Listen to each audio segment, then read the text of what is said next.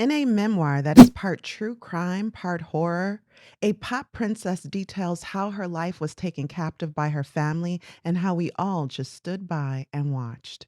The Pop Princess, Britney Spears. The book, The Woman in Me by Britney Spears. And you're listening to Lit Society. Let's get lit!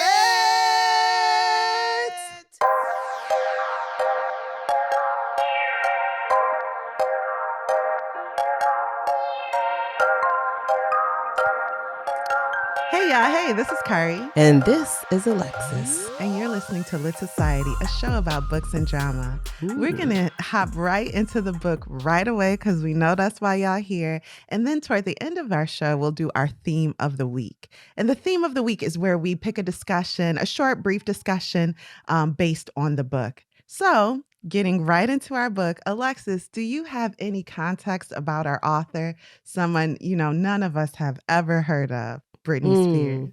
No, I thought we would learn everything from the book.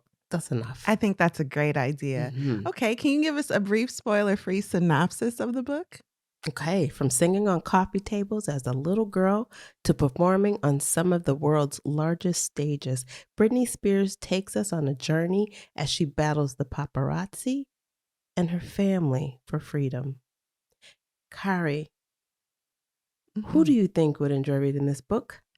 I think anyone who is, of course, a fan of Britney Spears' music or just interested in her experience under a conservatorship, an arrangement that many of us had never heard of before her. I think she details it very well. And you'd be interested in reading this book. Also, if you're just here for what's been at the top of the headlines, for example, her celebrity relationships, she does go into detail about that. I feel like in a significant way. So if that interests you, this book is for you. And Alexis, why did you choose The Woman in Me by Britney Spears? Well, usually during this time of year, we select a memoir to end out the year. Yeah. And, we had so many to choose from. So we figured let's just dive into as many as we could. And this is Britney, and why not? Mm-hmm. All right. Well, let's take a quick break and then we'll dive into the memoir, detailing everything, telling all the business. You ready? Okay, let's do it.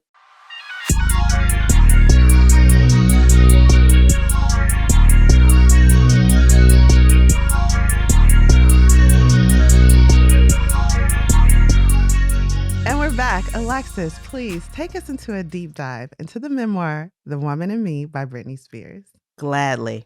Okay, so let's say Britney starts by telling us that tragedy runs in her family. Her paternal grandfather, June Spears, was abusive.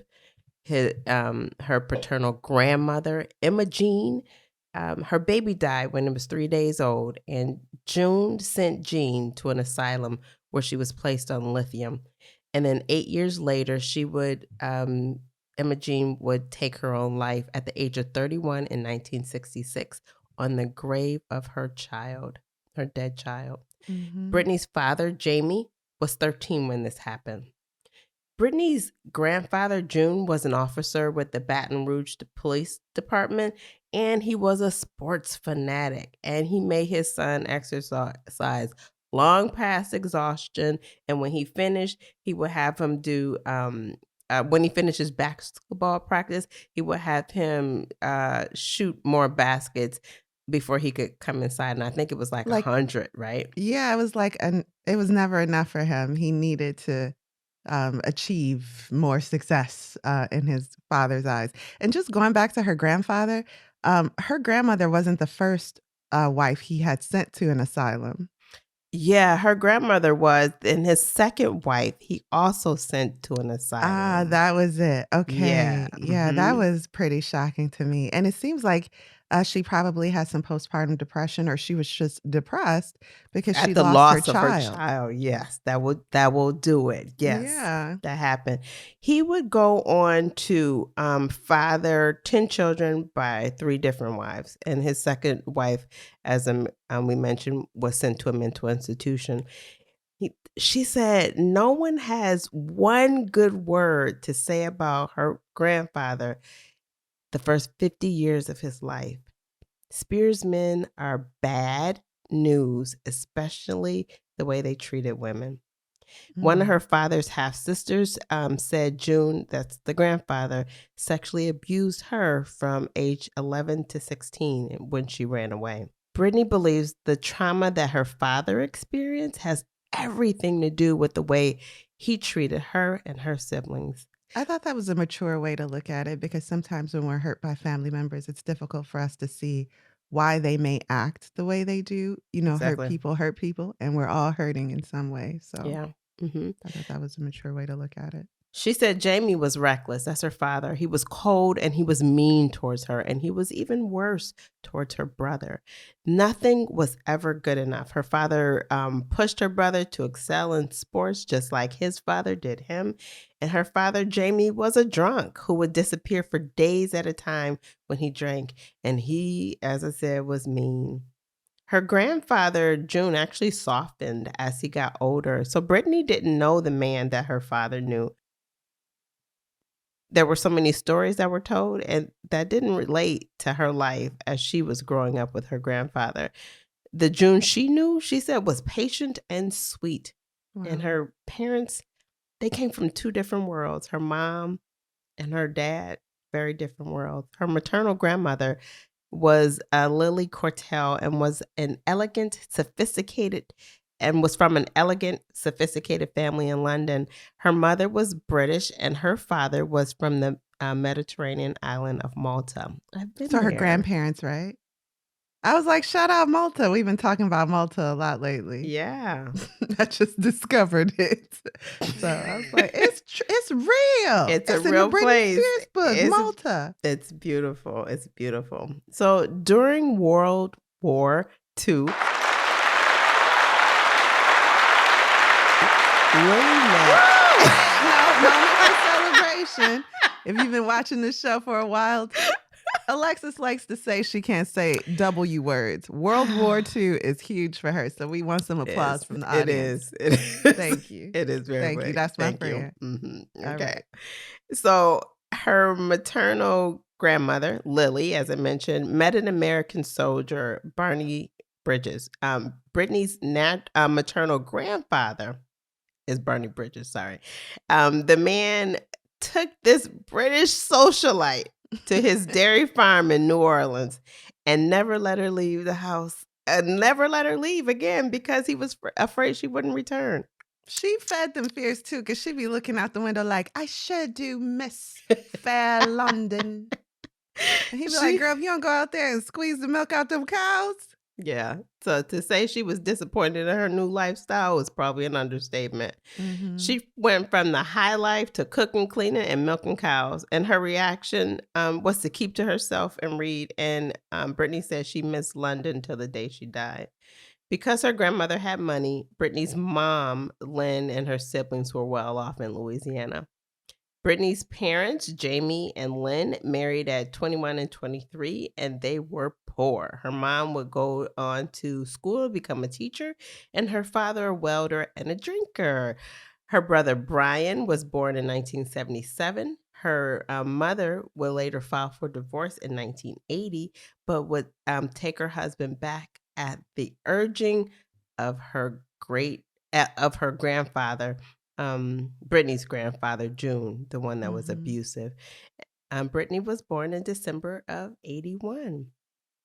Her father would go on to start a fitness center called Total Fitness. And while he did really well, and they were well off, when the business started to fail, he started drinking again. As a child, Brittany loved to play hide and seek. It was like the only way she felt she could get attention. She also loved to sing and dance and do acrobatics. She was the family entertainer. Brittany says her mom was a typical young Southern mom, and she spent her time gossiping, smoking cigarettes with her friends at the bar, and talking on the phone. Brittany, as a child, was kind of dead to them, all of them. The older kids didn't pay them no attention. They would be busy on their bar chairs, watching TV, playing video games. And Brittany, being the youngest, was really trying to fight for attention. And as I mentioned, she would be dancing on coffee tables for attention. And she was always trying to get everyone's attention. And her mama would tell her, girl, if you don't just sit down and be nice and be good, shoot, tired of you. It's like that. When Britney won a local dance competition at the age of 5, I think it was, her mother started taking her around to contests all around the region. And eventually she would learn about the all new Mickey Mouse Club and would drive to Atlanta, 8 hours to Atlanta to audition. Now, she knew the cap was 10 and Britney was 8 at the time. So while she didn't get a spot, her and another young girl underage, Christina Aguilera, they were told that they were talented and that they should come back when they were older and had more experience. And they also suggested that Britney go to New York to work, and even recommended an agent to help that would help young performers. Britney's mom, they didn't go to New York right away and try to follow up on the recommendations that the man at the audition gave them. It would be more than 6 months later before Lynn Spears, Britney's mom, would send footage of Britney to the agent, Nancy Carson. And when Nancy saw this, she asked them to come out to New York so she could meet little Britney. And after that, Britney was signed to a talent agency. Now, Britney wanted to be a star like Madonna, like Dolly Parton, like Whitney Houston, but she also dreamed some more, would you say, regular dreams. Like, I wish my father would stop drinking. I Oh, wish yeah, my yeah. mother would stop yelling. And I wish everything would be okay. With her family, anything could go wrong. But when Britney was performing, she felt like she was invincible. I thought she described this well, that she was a shy kid who loved the limelight, and both things can be true. Because when all the attention was on her, she felt like she could control it maybe a little Mhm, bit more, mhm. as opposed to being discarded and not being shown daily love, like Mhm. familial love on a Yeah. daily basis. So this is how she got attention, but she was still very shy. Yeah. Yeah. And so when she was 10, she went to Star Search. You remember that show, Yeah. Carrie? I mean, I've heard about it because wasn't everybody that was ever famous on Star Search once as a kid? Yes, yes. Star Search was the show. I love you, Houston. Okay. She was offered a job. She went on Star Search. She did that. I mean, I don't think she won, but she was on there. Mhm. She talks about a weird interview, in my opinion, was a weird interview with Ed McMahon. Okay, I wanna talk about this. Please go Ed ahead. McMahon says, "You're a beautiful little girl. Do you have a boyfriend?" She go, "Gaga goo goo, no." And he's like, "Can I be your boyfriend?" And she goes, what'd she say? I don't remember. Something like, I don't know, whatever she said. And then he goes, "I get that a lot." Now, this is considered banter Yeah. in the 90s. Yeah. It is true story. It's true story. Yeah. A lot of things in this book are shocking and appalling, but that's the 90s. Yeah, you could ask little kids if they got a boyfriend and be like, "Can I be your boyfriend, Little little girl?" kids. Little kids. But not in secret on the public stage. That's banter. This isn't something this man was doing at the time necessarily, I believe, to be a creep. Somebody wrote that. The writers was like in his ear, like, "Ask her if she got a boyfriend." It's gross. Why are you asking a Disturbing. child that? You right. It is. Yeah. Mhm. So while she's in the New York area, she would be offered a job to be an understudy in an off Broadway musical called Ruthless. And the other understudy was Natalie Portman. Brittany said the experience was validation that she could make it in the theatrical world. She worked nearly every day, had no time for friends and or to be a regular kid. With those experiences, she was able to go back to the Mickey Mouse Club at 10 years of age and get booked. Other Mouseketeers included Christina Aguilera, Carrie Russell, Ryan Gosling, Tony Luca, whom she had a crush on, and Justin Timberlake. Real quick here. Natalie Portman is, of course, a child star who also faced some backlash at the early point of her career for being overly sexualized as a child, and her parents stood behind it. And I thought it was very interesting that Britney, Christina, Natalie, all these kids growing up, the producers that were over their projects obviously were eager to sexualize these little girls, Yeah. Little girls. Little girls. Yeah. whether it was acting or music, photography, whatever. That was the world we And I'm not lived sure in, we do apparently. that anymore. Oh, we We don't? probably do. Do we? Probably do, yeah. I don't know if we be so blatant with it. Like, I don't know. I think if you dress a preteen up in leather, Balenciaga. Did nobody stand for that? They got them up out of there. Did they I only know one though? family still wear them. No. Okay, go ahead.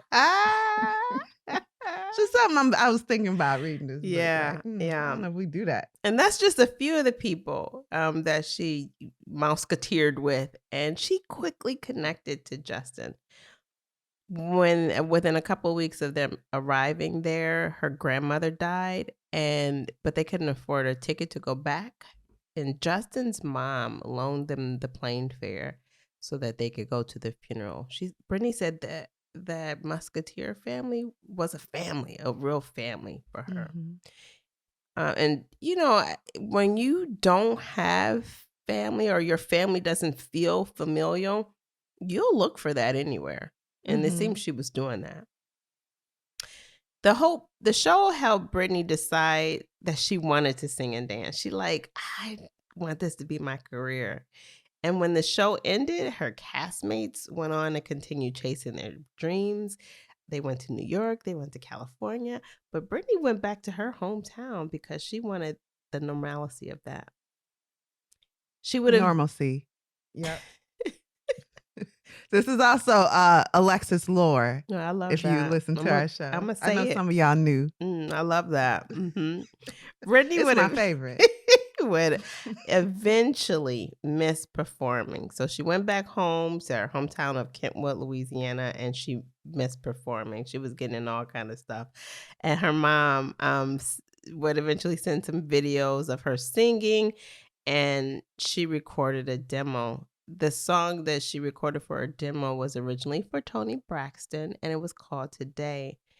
Around the same time, Justin Timberlake was joining NSYNC, and another former castmate was joining an all-girl group. But Britney decided she was good with going solo. She was singing for a record executive, and they signed her with Jive Records at the age of 15. Her mother was teaching second grade, so a family friend, Miss Faye, would go with her everywhere. And they put Britney in the studio immediately. Britney was a people pleaser. She wanted attention. She wanted people to like her. And she was young, so she did whatever they asked. She wanted to sing and she wanted to dance. That was it. And she was committed to creating or doing things as perfectly as possible. She recorded her first album from 1997 to 1998. She recorded in New Jersey and she recorded in Sweden. She said it didn't even really matter because it was just like one booth to another. She was just hard working, recording in a booth, getting that sound out. Britney had a strong work ethic, but Miss Faye, I think I called her name was Felicia, would encourage Britney to take breaks. Britney was 16 when her first single hit the stores in October of 1998. Her album, Baby One More Time. What was it called? I think it's called Hit Me Baby One More Time. Hit Me Baby One More Time. Don't be acting like you too good to sing these songs as we talk about them. Go ahead. Was released January 12, 1999. Hit Me Baby One More Time. I was reading my note. I was reading my note and it said Baby One More. I said, that's not how that song goes. So I was like, baby. Anyway. Alexis thinks she better than us, y'all. She ain't. That album sold over 10 million copies and it sold quickly. She was the first woman to debut a #1 single and an album at the same time. That's what she said. That's what she says. She was 16. Going on 16, going on 17. 17. Yep. But yeah, that was the marketing, that this was a femme fatale Lolita, Mm. and she was a woman in a girl's body. But she was oh, right. That expression, the first woman. But you're right, like Yeah. categorically, Yeah. she is the first woman to Right. have reached that goal. Yeah, but she was still a child. Mhm. She started touring with NSYNC, and pretty soon her and Justin, inseparable, they were in love. I also want to mention here, like, before NSYNC was formed and before Britney made a solo, her first kiss was with Justin Timberlake to a Janet Jackson song. Really? There's a lot going on there. Yeah. Listen, we got words about Justin anyway, so put them wherever Yeah, we you got want things to. to say. Okay. Anyway, so Britney said NSYNC hung out with Black artists. Britney be taking some digs in here, and they make me laugh. Okay. So NSYNC was hanging out with Black artists, and she felt like they was trying a little bit too hard to fit in. Too much sauce. She speaks about a time where Justin saw Genuine, and Britney didn't say Genuine's name. She didn't say Genuine's name. She did not. She was like a man who was flanked by 2 giant security guards. And she said, faux shit, Genuine. That was Justin greeting Genuine. Faux shit, Genuine. Genuine, what's up, homie? What's up, homie? To the streets. And after they walked away, Miss Fee, whatever her name is, mocked Justin. If y'all listen to this audiobook, the great Michelle Williams is the auditor, and her saying this is a lot. Hilarious. This is also after Britney says NSYNC was considered so pimp because they hung out with Black artists, while the Backstreet Boys purposely marketed themselves as a white group. That's going to be our theme of the week, but go ahead and continue. It's a lot. Britney could see earlier how the interviewers questioned her versus the way they questioned the boy band. She was objectified early, and the press really made her uncomfortable. By this time, Britney was breaking records. She had been called the princess of pop. She had become one of the best-selling female artists of all time. In 2000, at the 2000 VMAs, she performed I Can't Get No Satisfaction and Oops, I Did It Again. Wade Robson choreographed it, and she liked working with him as he knew how to make her look strong and feminine. MTV would later sit her in front of a monitor and have her watch strangers in Times Square give their opinion on her performance, and Britney was hit with some criticism. Good job, but a little too skimpy, too sexy, not a good example for kids.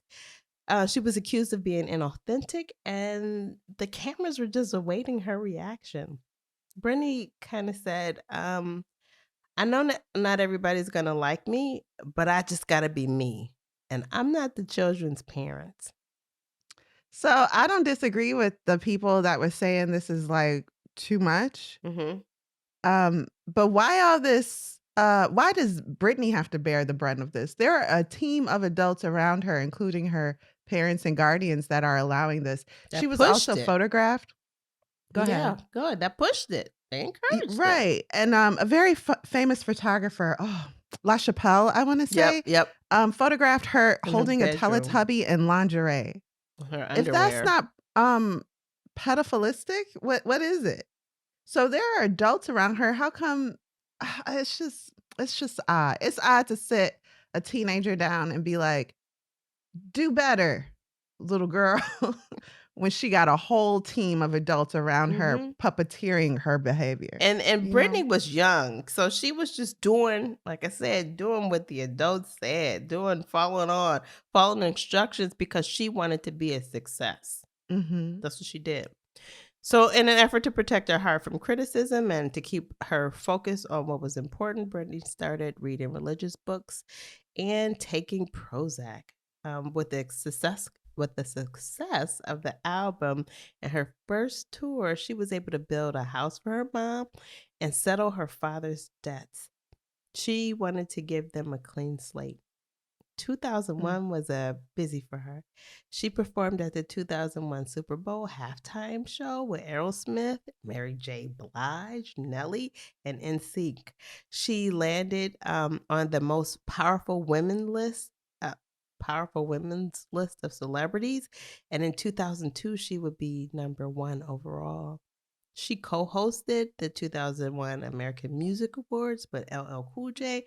Her and Justin color coordinated. There was a little matchy in the denim, and they were in love. Yeah, that's forever burned into everyone's brains. That denim dress and that denim tuxedo. So much denim. Denim. Britney performed her hit song that year, I'm a Slave for You, while holding an albino Burmese python. She said the experience was more terrifying than it appeared. During the performance, the snake brought its head right around to her face and started hissing. But Britney did her job. She's a performer, and she was in costume. Days before 9/11, Britney performed a duet, The Way You Make Me Feel, with Michael Jackson to celebrate the 13th anniversary of his solo career at Madison Square Garden. She was hired to perform the Joy of Pepsi commercials. She even did a Shonda Rhimes movie called Crossroads. Now you forgiven. You forgiven. You forgiven about that one. But do you I remember don't them know that iconic show. Pepsi commercials? Yes, those I remember.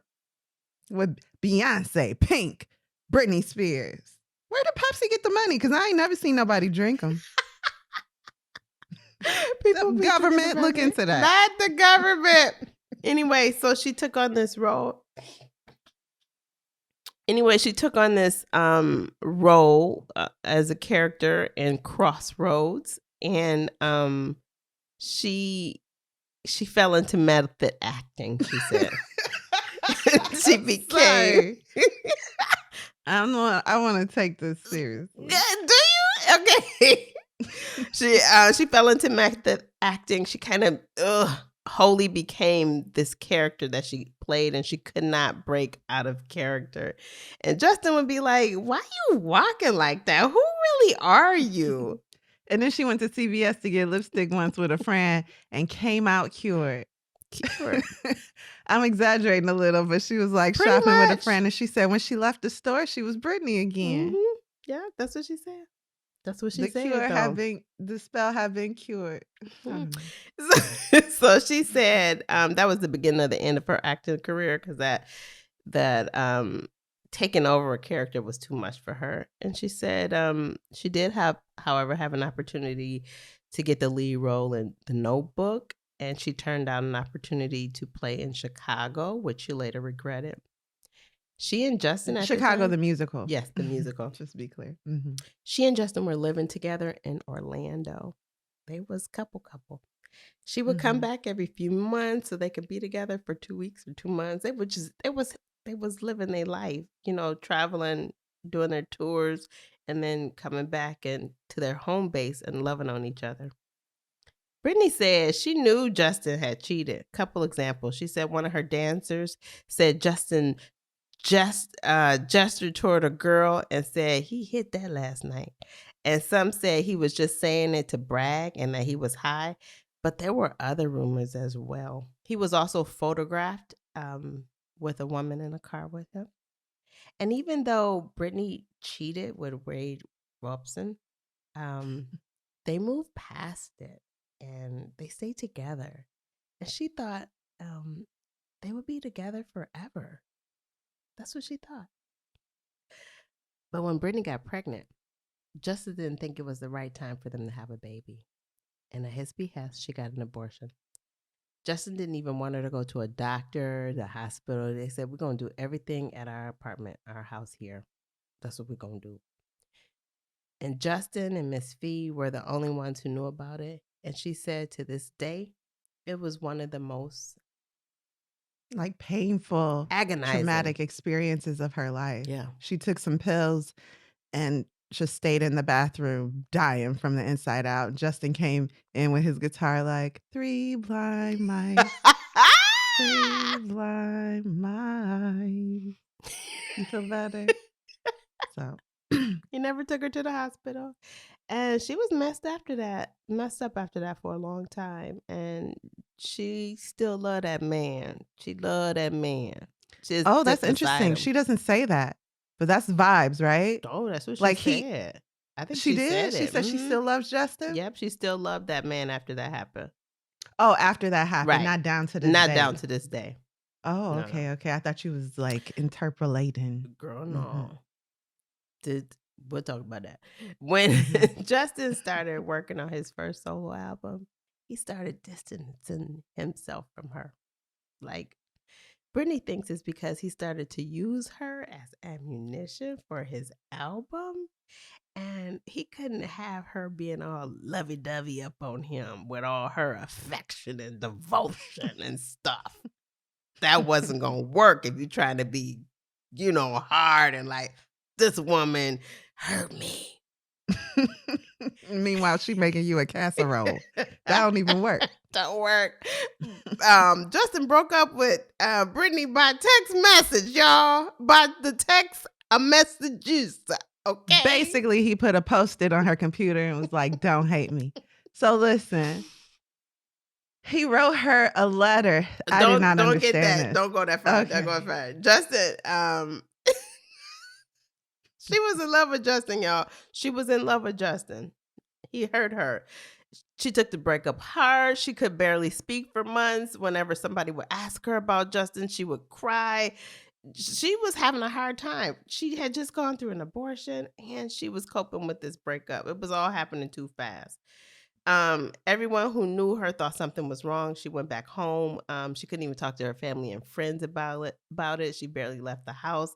And Justin would come and visit her. And Kari, what happened? He wrote her a letter saying he can't breathe. And she said to this day, even to talk about it makes her want to cry.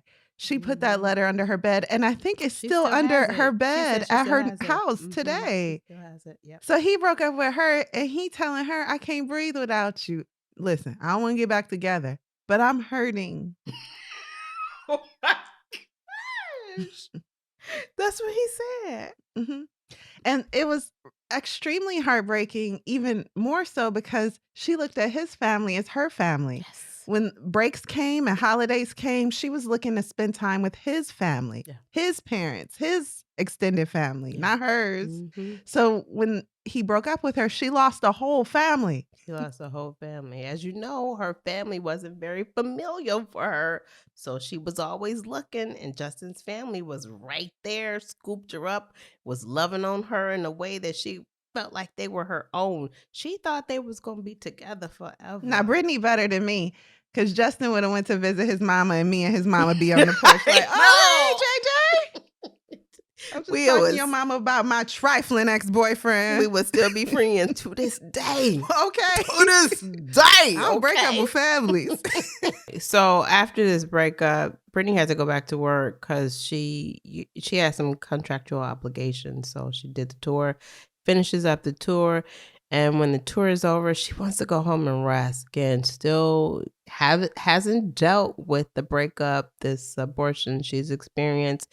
And but her team wants her to do an interview so people know that she's all right. So she does this interview at home, and during the interview, her mom is there and she tells them Britney is doing beautifully. She has never even been close to a breakdown.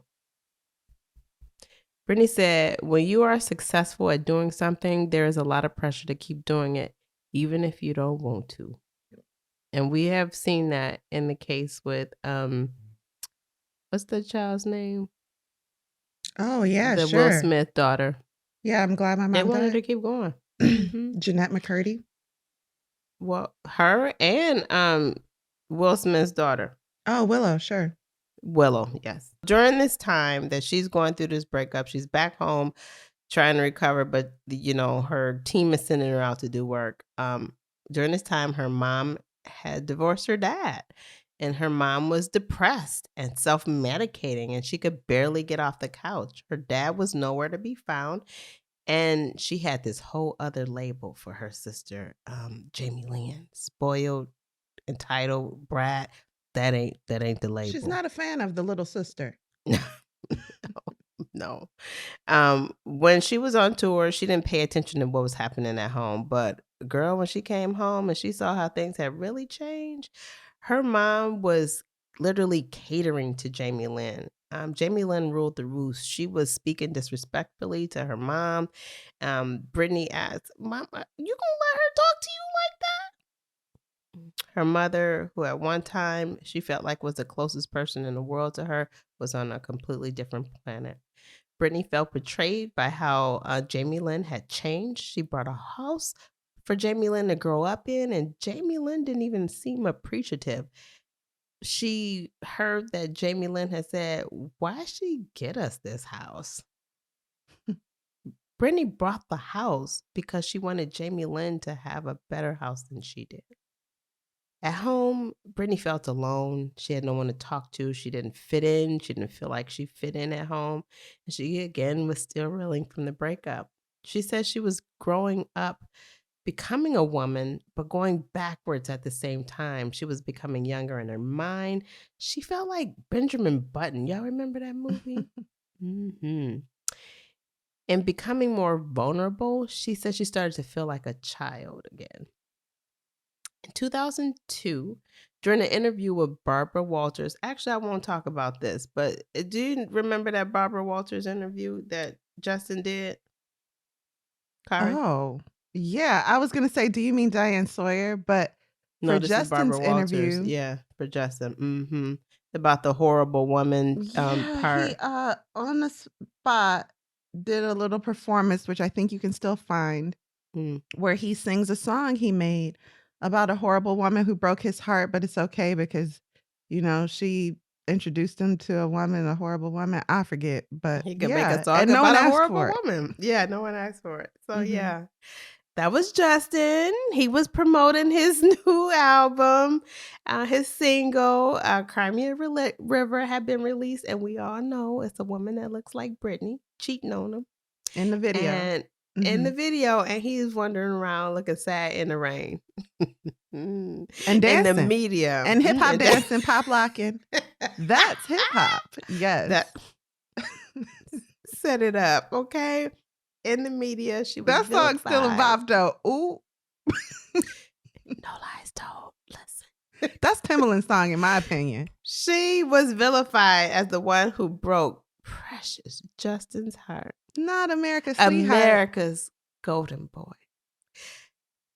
The truth was, she was comatose in Louisiana and he was happily running around Hollywood. hmm And in the press and interviews, Justin never mentioned that he cheated on her.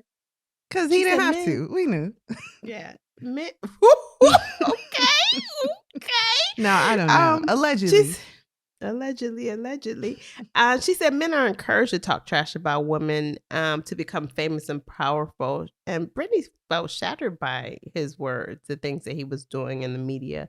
And she knew that the hip hop music of the time supported his album and the things that he did. It was all about getting revenge on women for perceived disrespect. She referenced Eminem's violent revenge song about Kim and how popular it was. But her case, it wasn't true. She wasn't any of those things, and Crimea River did very well, and it shamed her. And Justin doesn't know to this day how it affects her, she says. I say he don't care because he did Janet dirty too. I was going to say, I don't want to speak for nobody. But girl, he also don't care. Also don't care. Wasn't he just holding hands with a coworker, whole married man the other day? That ain't none of my business. Listen, he is married, ain't he? Sip that tea. With children. Brittany, with children, Brittany was getting booed everywhere she went after that song came out. She was even booed by the whole audience at a Lakers game. Her management team, however, had presented her as an eternal virgin. And Brittany was like, I've been sexually active since I was 14. I don't even know why they went with that. Yeah. But that is all part of that. Justin gave the perception that he took her virginity. That's not true. A lot of icky things. So, but it was like fair game, especially now that she's over 18. And I mean, even now, if you Google like the formation of American music, I feel like on Wikipedia it's just Justin Timberlake. Y'all Google that. I Really? know I'm not tripping. So That's the people love Justin. the Googler? I'm gonna ask the You Googler. Google. Yeah, American what? American music? yeah, something like that. Girl, stop. Here, I'll get it for you because I know it's the truth. So, Brittany says she grew up with a guilty conscience and felt a sense of shame, that her family thought she was just bad. And she was always trying to be better for her family. So when things were happening in the media and she was getting all this flack, she felt sad, lonely, and it was her fault. She deserved it.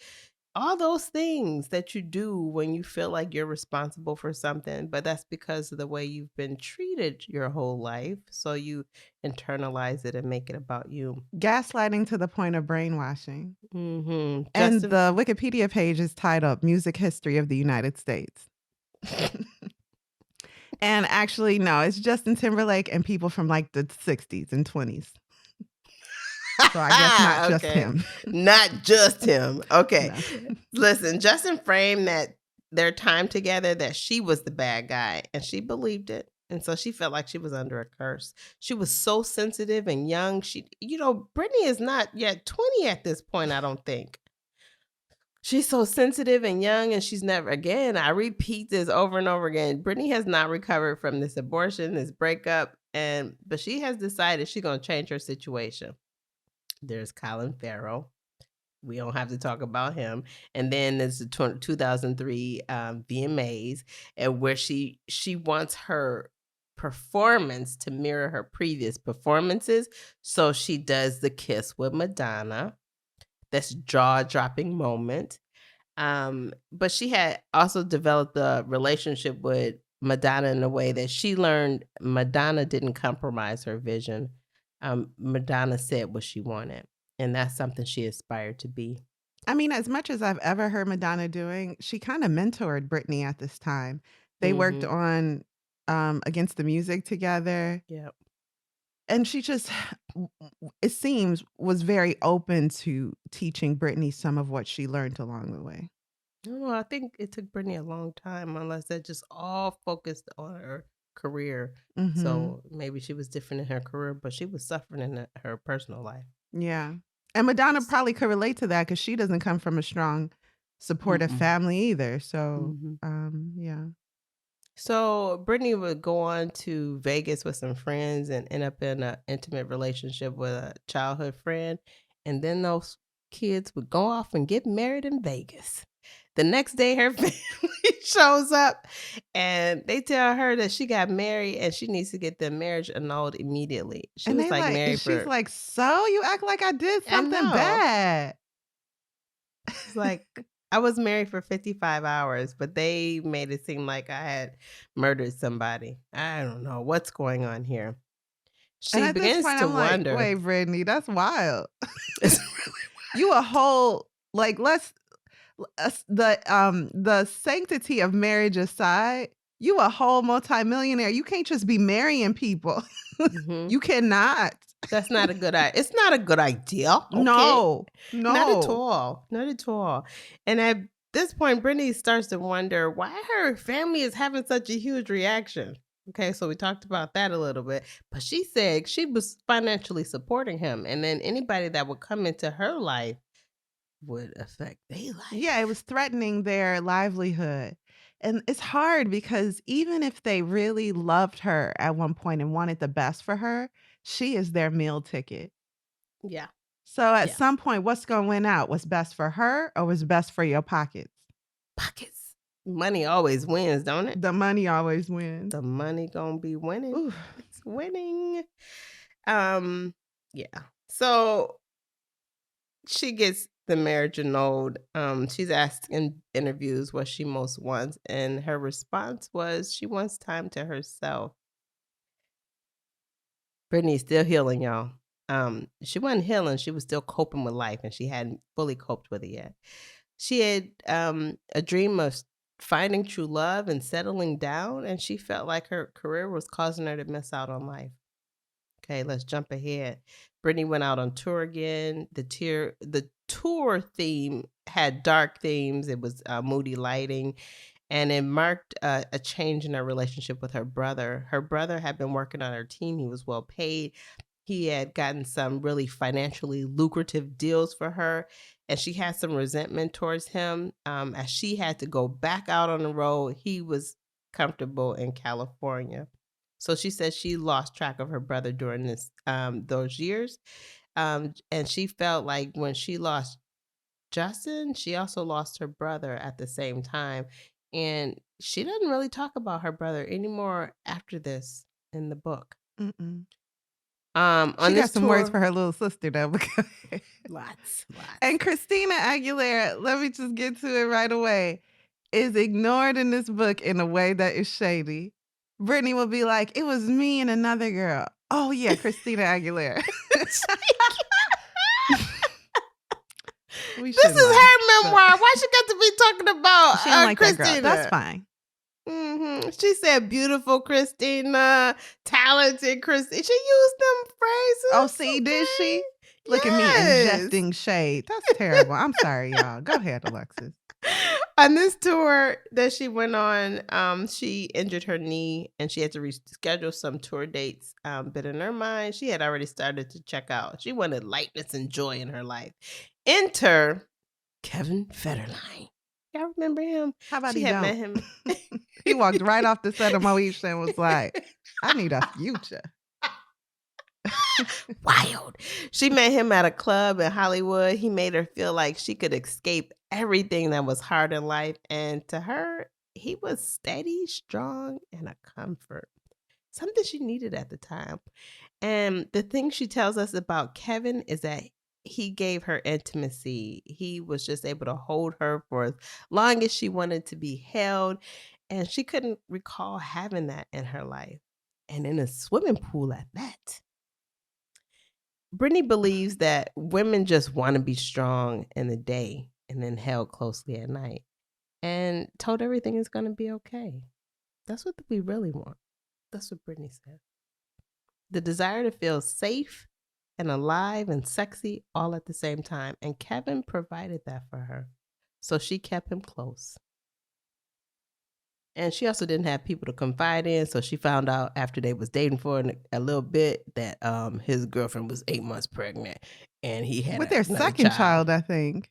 Yeah, he had a toddler, and his girlfriend is 8 months pregnant. And she said, "I was living in a bubble. I did not know about that. Okay, I didn't know. No one was telling me, whispering in my ear, until they finally whispered in my ear and said, 'You know, he got a baby, right?'" Let's Yeah. talk about this just for a second. Who is the handler in her life? I've heard talks about the conservatorship. Maybe we'll wait on this. That we didn't even get to that. I know. When we get to Even the before conservatorship, I that, got questions related there to was this. nobody. This fee person, I wondered if that was the person, but it That didn't. seemed like a hired friend that Was a also hired did some friend. work, like around. So, yeah. She was just really supposed to be there to support. Brittany was alone, big time alone. Parents Wild. not around. Into the spring of 2004, Kevin came on the road with her. They had this schedule. She had to make up those dates, and she had somebody to come back to at the hotel. She wasn't alone, and he kept her distracted from what seemed to her life was feeling challenging. And one time when they were flying home, she asked Kevin to marry her, and he said no. And then he asked her himself. He bagged a girl. He bagged a princess. They filmed tour diaries together, which would later become a reality show. Brittany and Kevin Chaotic. Did you watch that? Girl, no. My parents would not be letting me watch no Chaotic, but I do remember it. She said the Onyx Hotel tour was a reaction to Justin's embarrassing her. So she overdid it with the sexuality, and then she hated it so much that she wanted to get out of it. And she ends up injuring her knee and she needs surgery. And she remembers the pain from her teenage years. You know, she had a surgery in her youth. I didn't tell you that, but now you know. And so she went on pain meds when they were offered to her. So she ended up taking Vicodin because she didn't want to experience that level of pain again. She recovered at her apartment in Manhattan and she refused visitors. She didn't want to see nobody, no family, no nothing. Leave me alone. She felt like she earned the right to make her own decisions. Her personal life after such a grueling schedule, she felt like she was being manipulated into going right back into work after her breakup with Justin. We still talking about Justin, y'all. And I can't remember if it's here or later when Paris Hilton comes by like a real friend. Like, I've never heard of that side of Paris Hilton showing up like, "Girl, you sad? Let's be sad together. I bought snacks, movies. Let's You know, get in what do these you need?" streets. And she still talks about Paris like a Mm, friend. mhm. In hindsight, she knew that she needed to take a break after her breakup with Justin, and it just didn't happen. After she married Kevin, she started to think about starting a family, and also she started to think about saying no to things that just didn't feel right. The tour was stopped. She parted ways with her managers. She posted a letter on her website to her fans saying she needed to take some time off. She said times are changing, and so was she. And she had peace with that. So now she's pregnant. Okay, so she gets pregnant. She says she's like a bear. She's like mean, mean. She's so mean that Jamie Lynn has a TV gig, and Jamie Lynn starts saying that co-stars is bothering her. Brittany goes up to the TV set and goes off on the co-stars, which she later regrets because she said Jamie Lynn was in the wrong. She's like, "I defend my sister one time. It ain't gonna happen again. Won't be me." Listen, she had 2 babies back to back, and having her babies, like that was hard on her body. Of course, that's back to back pregnancy, as hard as it is. After the birth of the babies, the paparazzi, they dug in. They dug in. The media scrutiny was constant. She thought they would leave her alone if she stayed out of the public eye. No, that makes it more intense, Brittany, more intense. Now they desperate to see you. She mentions her Southern upbringing and how she often called people sir or ma'am, regardless of the age, but yet she was treated with total disregard in the media. And everything she did with the babies was chronicled, and the paparazzi was there to watch it. Um, do you remember when she drove off and the paparazzi was right there with the baby on her lap? They called her Oh, I unfit. do remember that. They called her Mhm. a lot of things. Yeah. Yep. She speaks about the time when she was pregnant and the fans and the paparazzi were pushing in, and she had the baby in her arm and a cup of water and her heel broke, and she was like, "I need a gun." And I think Yeah, she they told that to the paparazzi, and they like, "Wow, woman driving with a baby on her lap talking about she need a gun. This is unstable. Let's sell Mhm. pictures." And to me, this is when your close personal assistant or handler um, takes the baby. Why is Brittany always alone? I remember Yeah, wondering that, always. like, why are you so accessible and why are you always alone? Mhm. Where are your Mhm. bodyguards? Where is your handler? Where is Mhm. someone to organize? You should just be walking straight to the car. Mhm. Mhm. Why are you driving? We ain't never seen Rihanna drive. We ain't never seen Beyonce drive. I ain't never seen Christina Aguilera drive. I've seen Britney drive a lot. Way too Mhm. much. Why are you Mhm. driving? She was on her own, that's why. Kevin started spending more time on his music, girl. He was trying to make a Can we career skip out this of part? it. Mhm.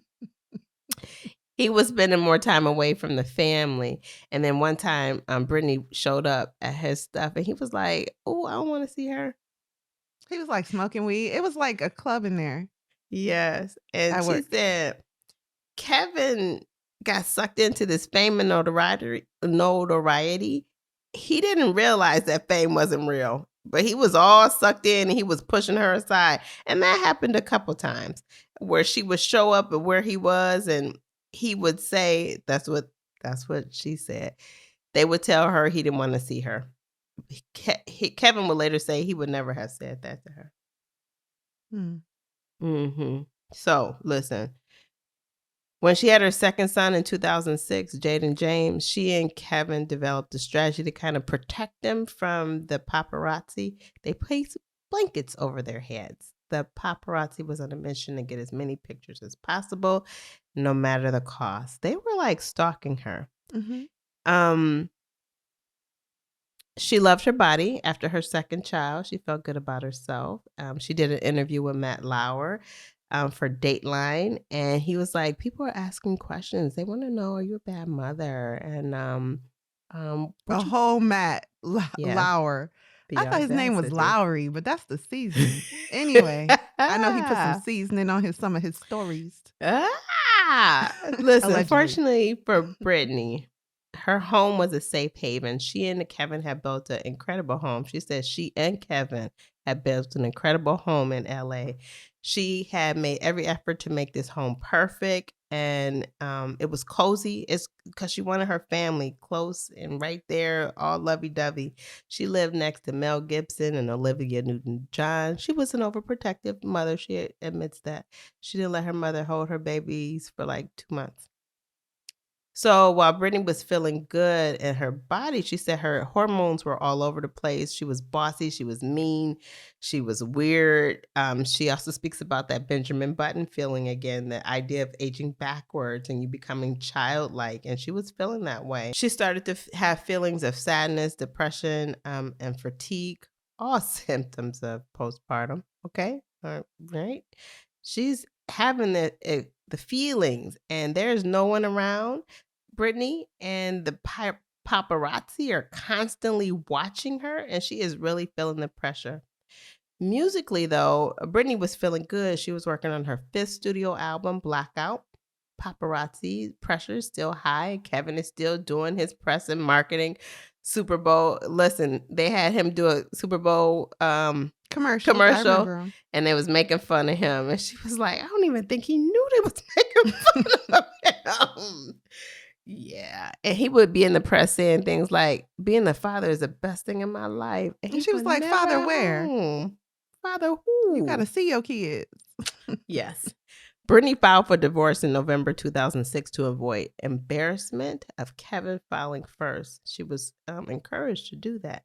They both filed for custody, and it was requested that Brittany pay all of Kevin's legal bills. Because Girl, she filed first. So when they advised her to file first to avoid embarrassment, they didn't mention the financial responsibility that would likely fall to her.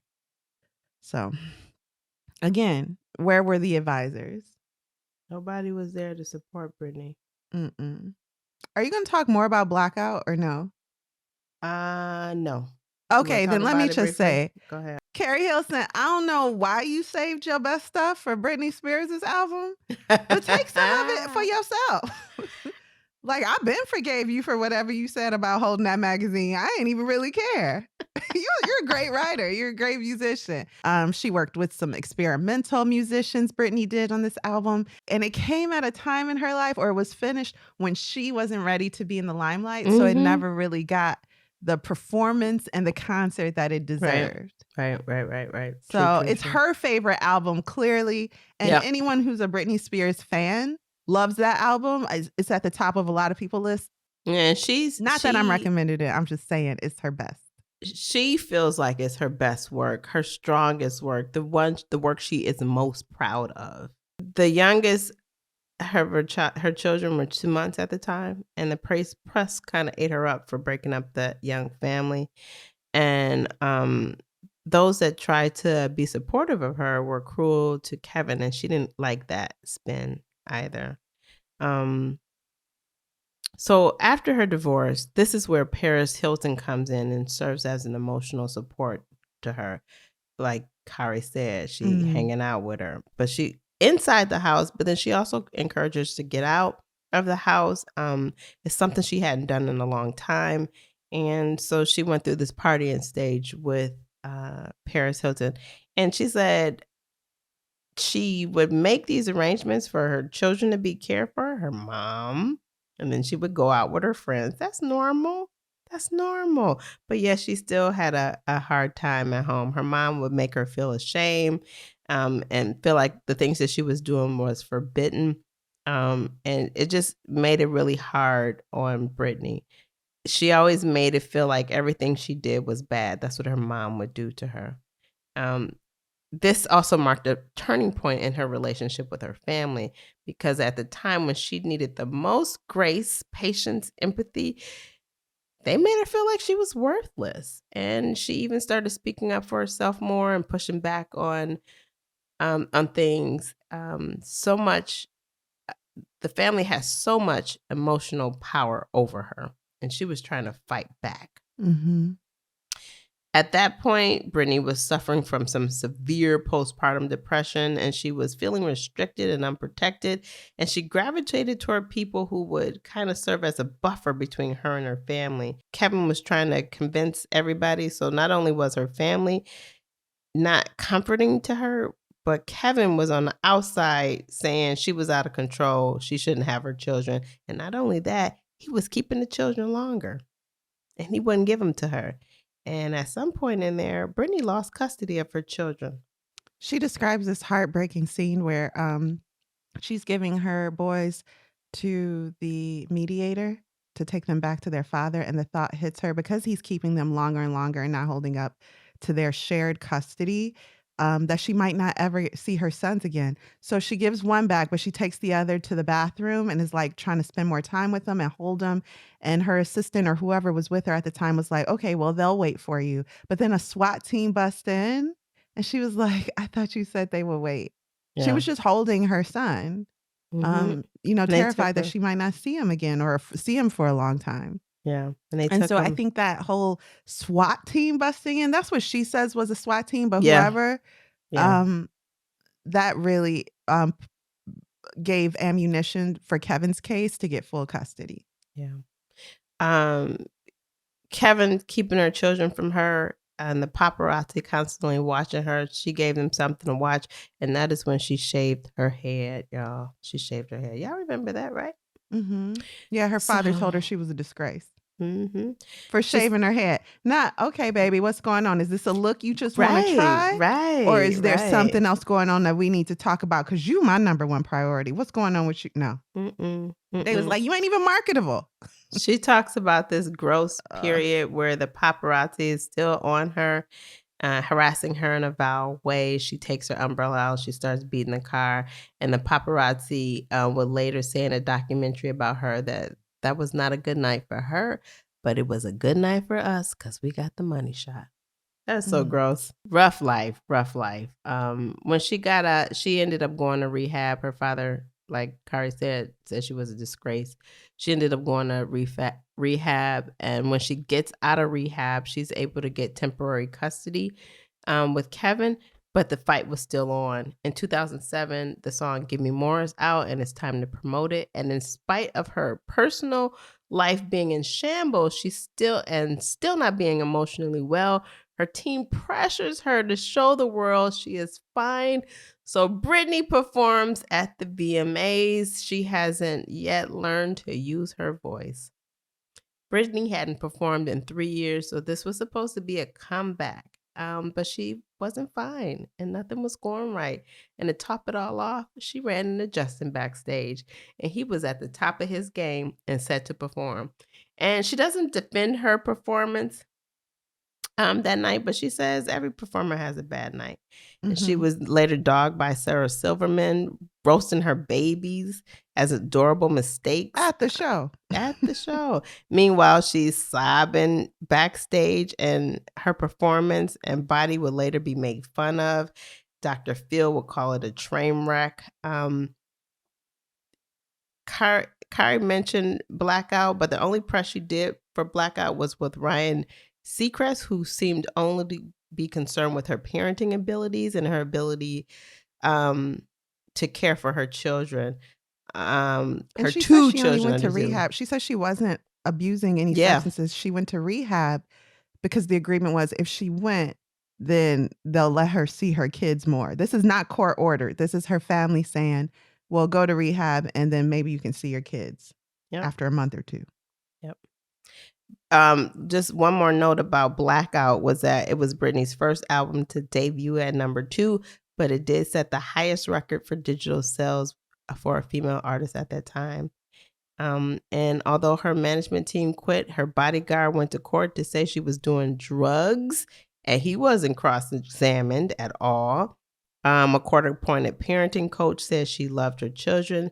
They had a clear bond, and there was nothing in the home to be called abuse. Like Kari said, she was not doing drugs. That's what she says, yeah. Yeah, that's what she tells us. She's not doing drugs. So there's no reason for her to be anything this violent to be happening to her, children being removed from her. It's just all talk that people are saying. So in 2008, Britney was taking too much Adderall and she was acting out. She was angry. She'd given her everything with Kevin and he turned on her. So she started dating a photographer, a former paparazzi. He was 10 years older, and she would later learn that he was married. He gave Britney the attention she wanted and encouraged her to rebel. But he seemed to love her unconditionally. That's what Britney felt. Nobody liked the photographer, and as they got more serious, the family tried to get closer. Until one day, she got a call from her mom, and she thinks something is going on based on this call. And then she hears her mom tells her that the cops are after her. Let's go to the beach house. And Brittany is like, why is mom talking like this? This don't make sense. I haven't done anything illegal. Why would the cops be looking for me? So the photographer meets Brittany at the beach house, and they both realize that something is suspicious. And there are helicopters around the house, and this SWAT team, another SWAT team. This is the second SWAT team she mentioned.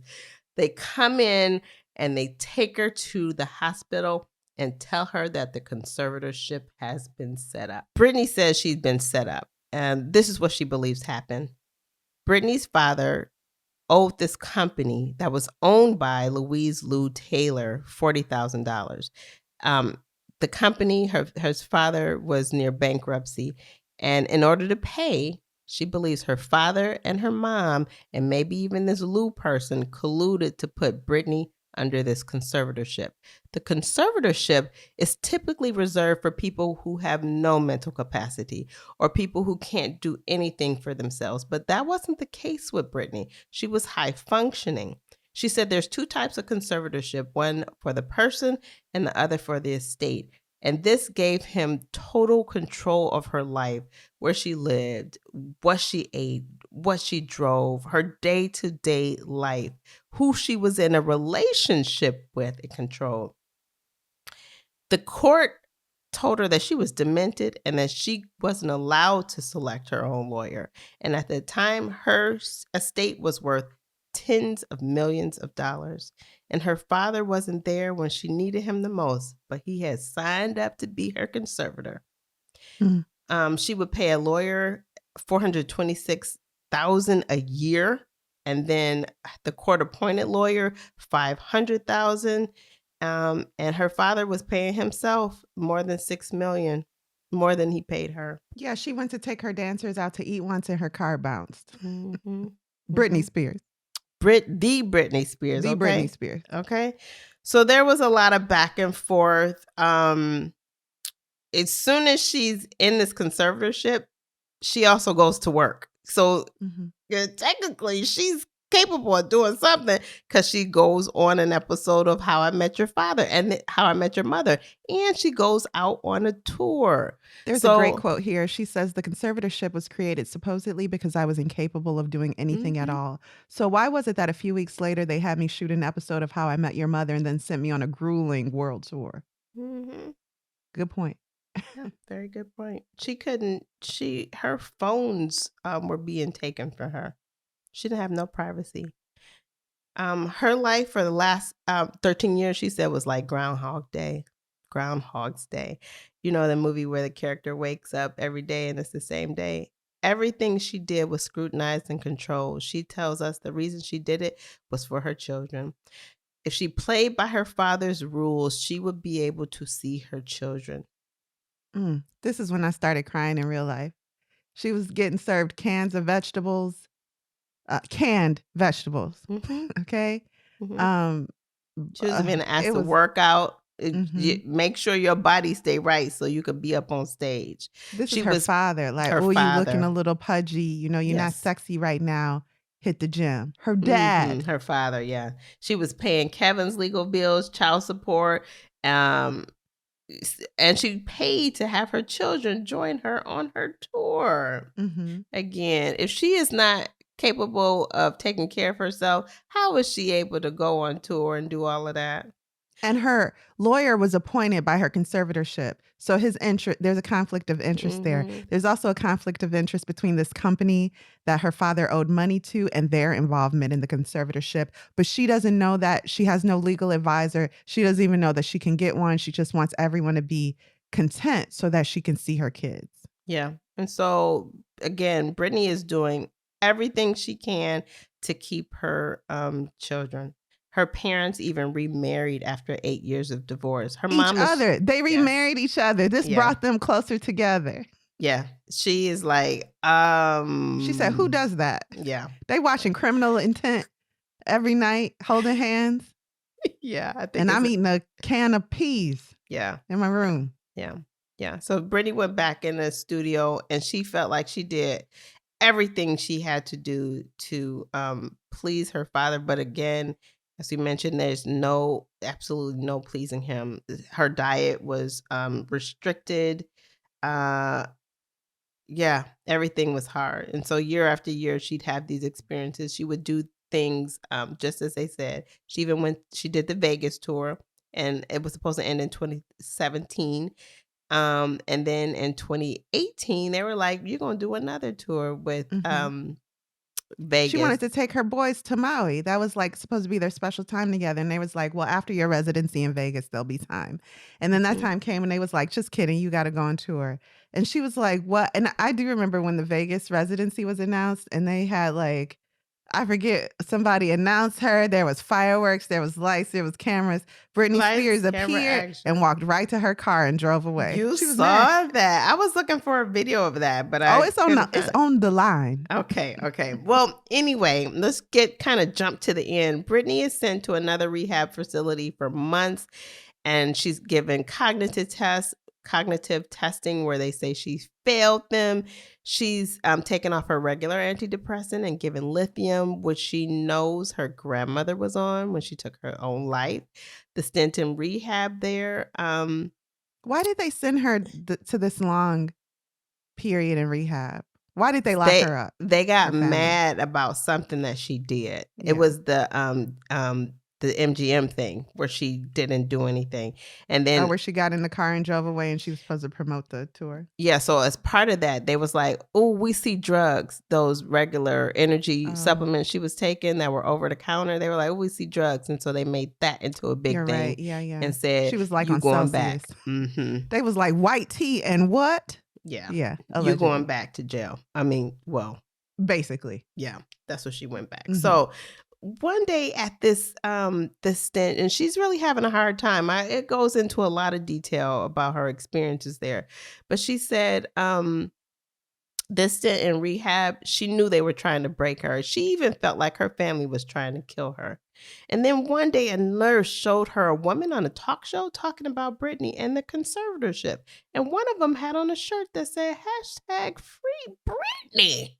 Then the Mhm. nurse showed her other clips of fans trying to figure out if she was being held somewhere against her will and how they could try to figure out how to help her.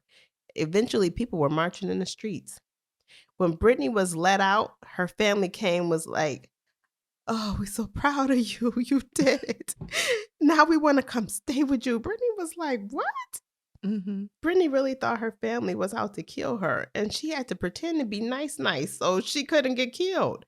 Brittany was still dealing with the effects of the lithium in her system, and they came back to her house like nothing happened. Mhm. And she never, in her mind, her relationship with them was never the same. The fact that they did this to her, they isolated her from her children, from her world, and likely spread stories about her. Even the idea that she was on some type of narcotic drug and not on sports supplements, over-the-counter sports supplements, she says is all she was taking. That was enough for her to realize her family was not on her side. And yeah, if it could be profitable for them, she felt they might even take her life.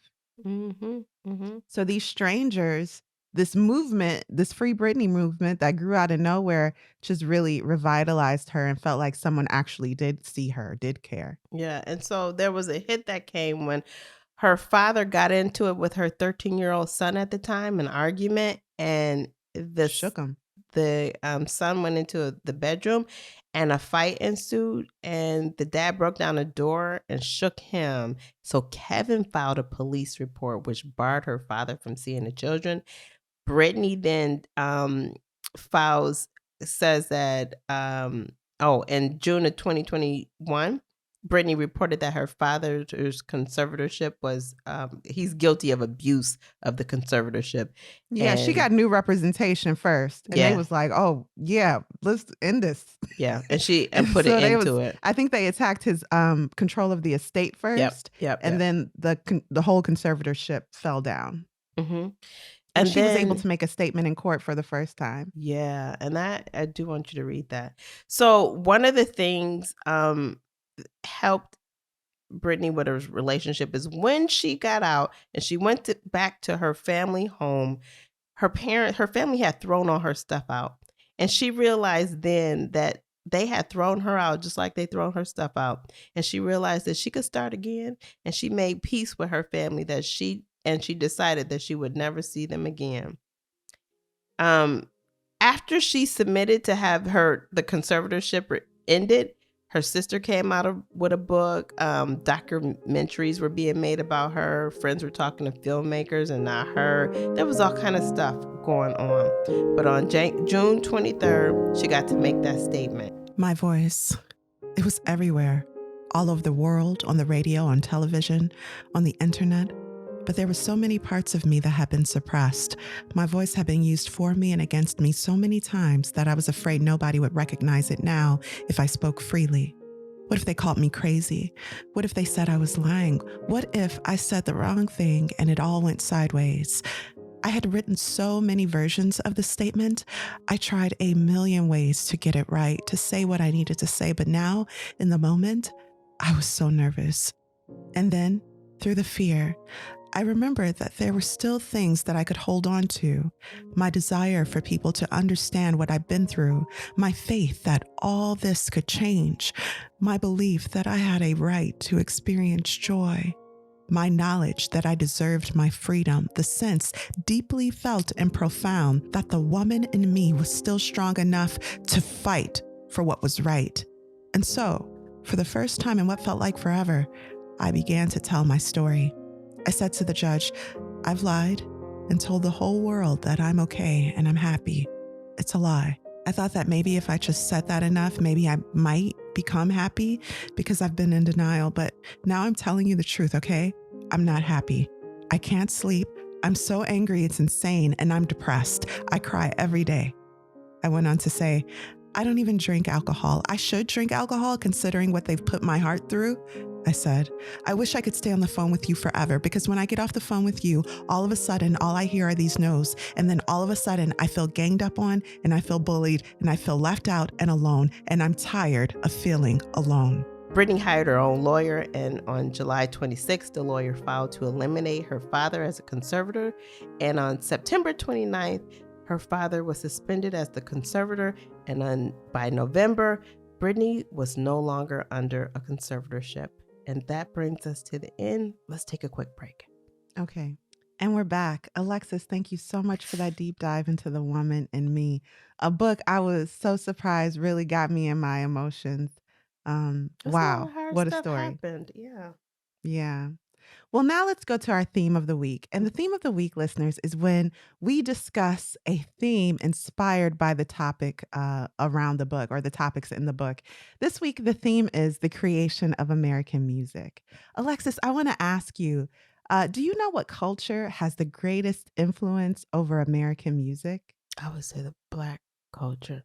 That's right. That's right. That's African American culture. While this is documented, and we'll just break it down a little bit right now, American music has gone on to be the greatest influence over global music. And even before, though, the 20th century began, you had blues music evolving across the country.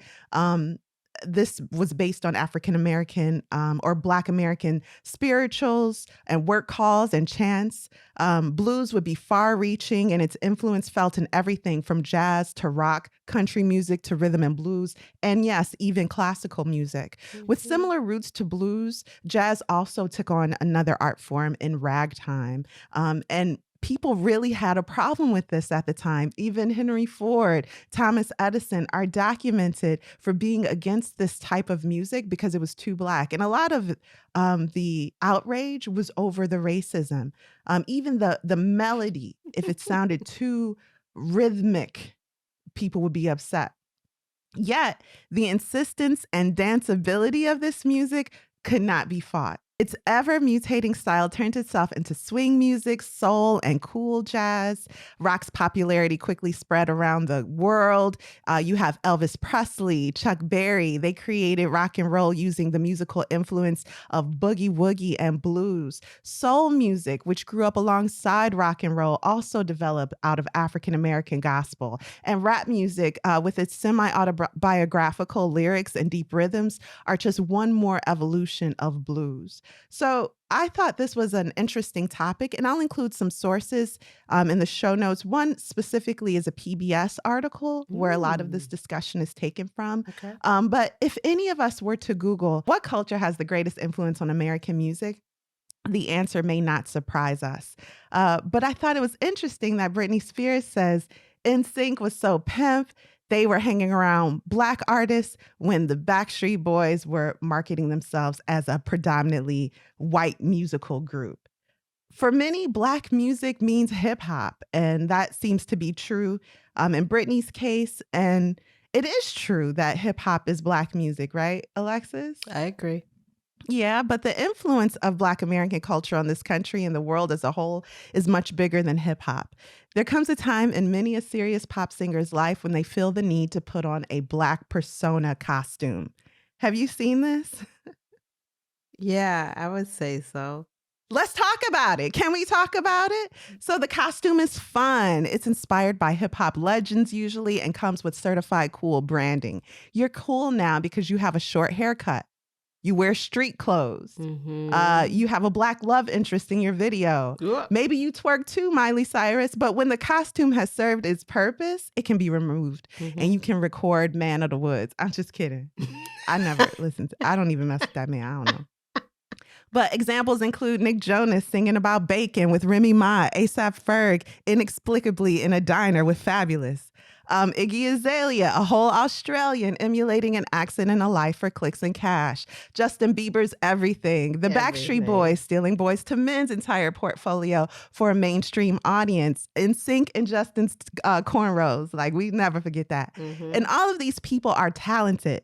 That is not the discussion. Don't get me wrong. These are talented Yeah. people, but there's a disingenuous style and persona that's late and tired that I'm trying to explain here. So, examples of artists who perhaps don't put on this Black persona costume, as far as I know, would be Taylor Swift, who y'all may be friends with, Ice Spice. JoJo, who has kidnapped an entire Black choir and is holding them all hostage in her throat. I don't know why y'all let JoJo do that, but she's been doing it. Kelly Clarkson too. I think she got a Black choir in her throat. Yeah, Ed Kelly Sheeran, Clarkson who for is super sure. into Afro beats, but I don't see him with cornrows singing about bacon with Fabulous in the diner. I don't know. And I haven't seen Harry Styles put on this suit, but I don't pay him much attention either. So Okay. the problem is that many Black artists, especially during the time of Backstreet Boys and NSYNC, were not seen as marketable. And it had nothing to do with how upstanding a citizen they were. Middle American teenage girls weren't going to hang Casey and JoJo on their walls and lockers. They weren't asking their parents to buy magazines with Wanye on the cover. And so these artists were ripped off and mimicked by producers who distilled the essence of their artistry into a wider, more widely accepted package. And today, in the year of 2023, we have Britney telling us that the Backstreet Boys were wider than NSYNC when both groups of talented young men came from the same clone factory. Mm. So that's that. That's just something I wanted to talk about. Did you have any thoughts about American music, where it began, how it's evolved, and the phenomena of Black culture on pop music? I think it's fascinating, and I'm really glad you spoke about it because it's All very true. All very true. And it's like, why do you have to put on the costume to do it? Just be you. Just be you. Cause I feel like Adele is one of those people with those deep rooted voices, but she don't Soulful do it. voices. But she doesn't put on it anything like that. It seems like with a lot of R&B or soulful singers, they don't need to do that, Amy or no one's telling them Winehouse. to do it. Yeah, Amy Winehouse didn't even do it. So right. there is something to this marketing scheme where they're trying to fix, if you will, Mhm. this look so that it's more appealing to others. So yeah. Mainstream, hmm make money all over the world. And then all over the world, people get an idea of what American music is, and they may not even associate it with Black They will artists. not associate it with Black artists. They'll say so and so, John Charlie down there, he did it. Mhm. He did it. And he's not Yeah, they'll Black. say Elvis Presley invented rock and roll. hmm So that's that on that. If you listeners, especially on YouTube, want to chime in with your thoughts on this phenomenon, please let us know. And let's move on to the verdict. What's your final verdict? And would you recommend this book? This book took me places I was not ready to go. I did not know how someone who wasn't the author reading the author's words would make me feel. Woo, I was feeling things. My heart was breaking for Britney. And the crazy thing is, a lot of the things she's discussing, no one can dispute because we was all there. Not all of us, Not all but of us. a lot of us saw it. Mhm. We saw the effect that media had on her life, the way Mhm. they portrayed her, and the way paparazzi, how icky Hounded people her. were Mhm. allowed to be. Yep. This reminded me of Spare when I was like, "Ooh, you couldn't paparazzi couldn't get away with that here." They was getting away with it here. I completely forgot. I don't know if their level of invasiveness is as it was back then today. But if so, look at what it does to people. Look what it does to people's lives. I read a few interviews from her brother, from ex-boyfriends who were in favor of the conservatorship, and their reasons are mind blowing to me.